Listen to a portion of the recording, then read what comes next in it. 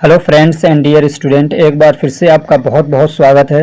एक बहुत ही important notice था तो हमने सोचा कि आपको इन्फॉर्म कर दिया जाए। और ये है ख़ास तौर से बीटी यूपी के स्टूडेंट के लिए। और ये है एग्ज़ाम के डेट को लेके कि कब एग्ज़ाम होंगे और कब क्या कहते हैं आपको एग्ज़ाम का फॉर्म भरना है।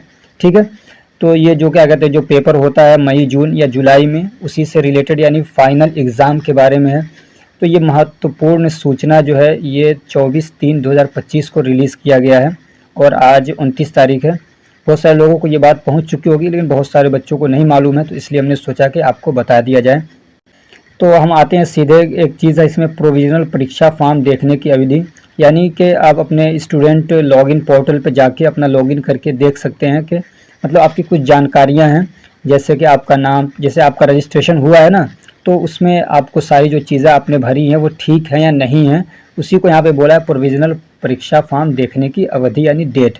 ठीक है, तो आप अपने पोर्टल पे जाके और ये सारी चीज़ें देख सकते हैं, जैसे कि आपका नाम, पिता का नाम, माता का नाम, जन्म तिथि, परीक्षा का शुल्क यानी फ़ीस वगैरह कितनी है, ये सारी जानकारी आप वहाँ से देख सकते हैं। और अगर इसमें कोई गलती है तो आप उसको ठीक कराने के लिए अपने इंस्टीट्यूट से यानी अपने कॉलेज से जाके आप उसको ठीक कराएंगे, अपने संस्था से संपर्क करेंगे। ठीक है, तो ये एक बात हो गई। अब यहाँ पे बहुत सारे बच्चों को पता नहीं होगा कि अपने क्या कहते हैं स्टूडेंट लॉगिन पे कैसे मतलब अब जाके लॉगिन करना है।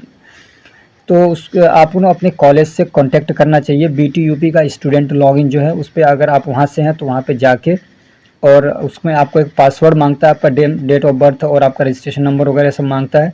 अगर ये सब कुछ भी नहीं मालूम है तो आप अपने कॉलेज से कांटेक्ट करिए और कहिए कि हमें सारी चीज़ें प्रोवाइड की जाएँ। अब हम देखते हैं परीक्षा फॉर्म भरने की डेट क्या है, उसकी प्रक्रिया क्या है। तो 1 अप्रैल 2025 से 10 अप्रैल 2025 तक क्या है ये फॉर्म भरे जाएंगे, इसी के बीच में। ठीक है, और उसके बाद फॉर्म भर के उसके बाद पेमेंट करना रहता है, वो बाद में भी आप कर लेते हैं, उसके 1-2 दिन ज़्यादा आपको डेट मिल जाती है। ठीक है, ये सब करने के बाद उसके बाद क्या रहा है कि अगर कोई भूल गया, मान लीजिए नहीं कर पाया, तो 12 अप्रैल ये लास्ट डेट है। उसके बाद कह रहे हैं कि किसी भी परिस्थिति में आपका फॉर्म स्वीकार नहीं किया जाएगा।